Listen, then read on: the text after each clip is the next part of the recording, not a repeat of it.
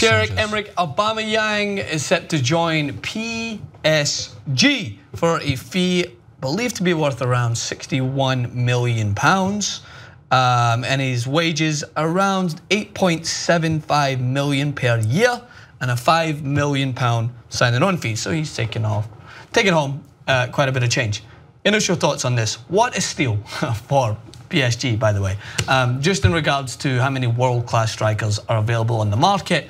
And I would have expected at least maybe 20 million more to try and buy one of the hottest prospects that has been on the tip of everyone's tongue for quite some time. As for his fit to PSG, only time will tell, but he's got an eye for goal. He's very talented. He's very pacey. He'll fit into the counter-attacking style of football and overall aggressive attacking mentality of PSG, and I think I'm excited to see it. I think that they've had not a hole because they are able to compete at the highest level. Obviously, they've been in Champions League play year after year after year. They did lose Ligue 1 for the first time in a while, so they did need to address some changes because aside from, I'm not sure if they held hardware for their League Cup, for the French Cup, but I could be wrong. I think they needed somebody with an eye for goal up top. I think since Zlatan has left, and Zlatan in his prime, they needed somebody who happens to be tall, pretty lanky, and has a strong foot. Yes. And that's what Aubameyang is going to bring for you. He scored, there was a point at the end of last season, I believe, where we were saying he could be a finalist for the Ballon d'Or. And was up there in terms of goal scorers. And as you said, there's a lot of premier goal scorers on the market. Now, do you think the PSG move was because he wants to compete with a better? It wasn't like Dortmund wasn't a team who couldn't compete. Dortmund technically were just right there, or even they're on the cusp. I think no, they actually went one stage further than PSG. PSG had that monumental win against Barcelona and then collapsed, of course, at the Nou Camp. Aubameyang fixes the collapse. I think, well, no, because it's defensively they were horrendous against Barcelona. I know. But he scored 40 goals in all competitions last year, took home the Golden Boot in Bundesliga. He is arguably one of the best strikers in Europe. As far as my point on who's on the market, not a lot of the superstar strikers that I would put in maybe top 5 are going to be on the market for goal scorers. Like, you're not going to get Suarez, you're not going to get a Ronaldo, you're probably not going to get, well, Lewandowski's not going to go back anywhere on his move, I think, from Bayern Munich. He's pretty happy there.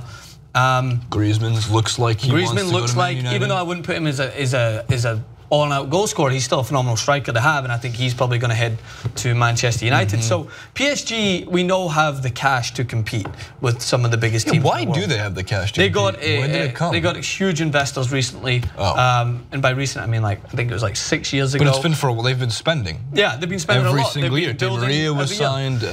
Not just him. Who do they have up front? Up front they have Cavani. And they have Di Maria, and they have Matuidi in the middle of the park. They've got a Verratti, who I rate right up there with some of the best central midfielders in the world. So I think adding this to their game will only strengthen things on the offensive end.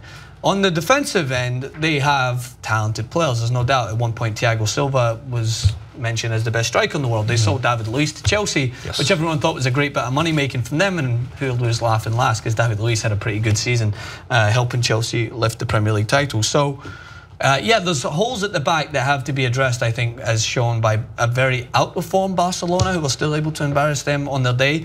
So this is only going to make them stronger in banging in goals. He's the type of player that will make any team more competitive. I think that Real Madrid, Manchester City, Manchester United all would have loved to have acquired Aubameyang.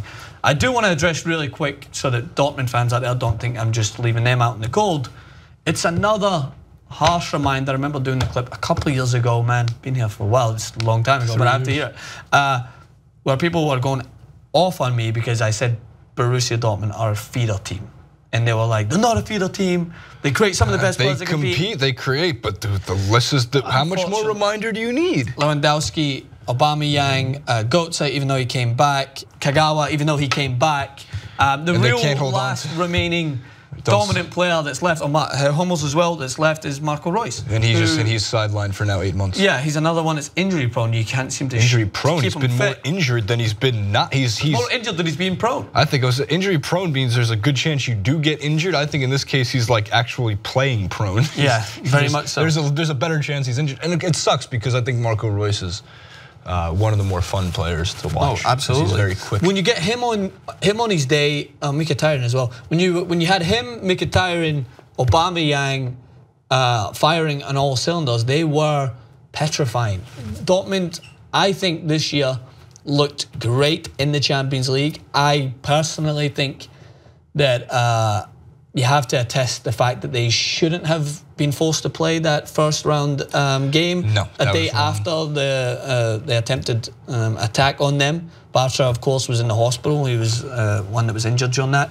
The mentality wasn't there. There was the interview afterwards, Assain, where he basically said football was not on our minds until the second half. By that point, they'd already conceded. It was already an uphill task. Now, that's not taking anything away from Monaco, who I think were very good over both legs. But it's just saying that things didn't work out as well for them. So I'm a little sad in that retrospect, because I think that they could have went on to further strengthen. They could have added some more players in the market and made this team even better, but now they're going to have to try and figure out another way, because Bayern Munich ain't getting weaker anytime soon, and other teams in Europe are obviously strengthening, so it just makes them, because they didn't have the best season in the Bundesliga in terms of their finish, so I feel like it's going to be a tough one to call back. What about the 18-year-old? What about the Pulisic?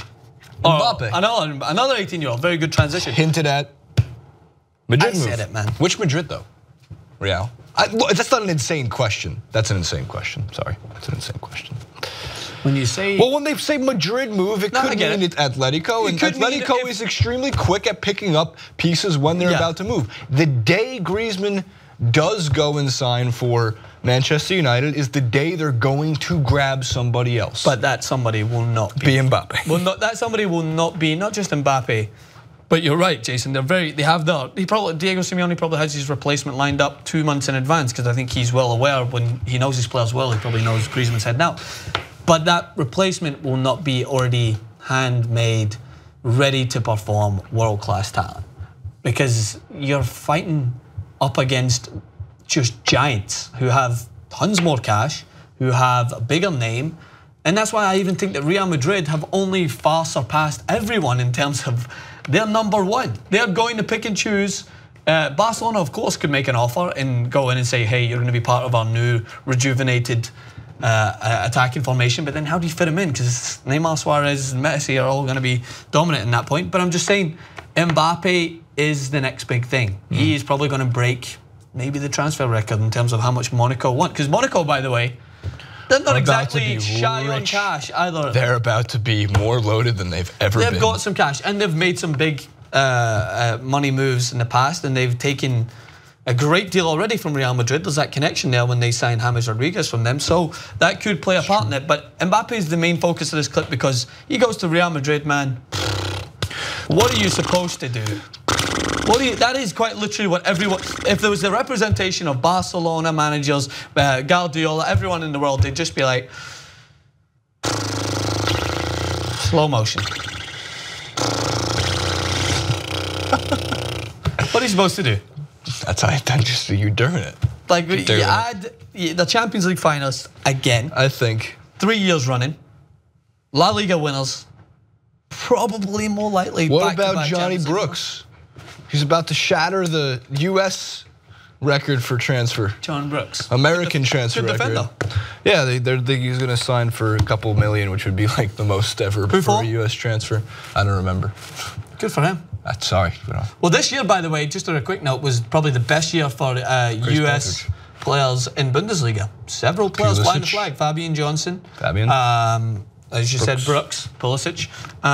So credit to them. The Germans, happy to have any US person other than Donald Trump come and fly the flag in their country and play well.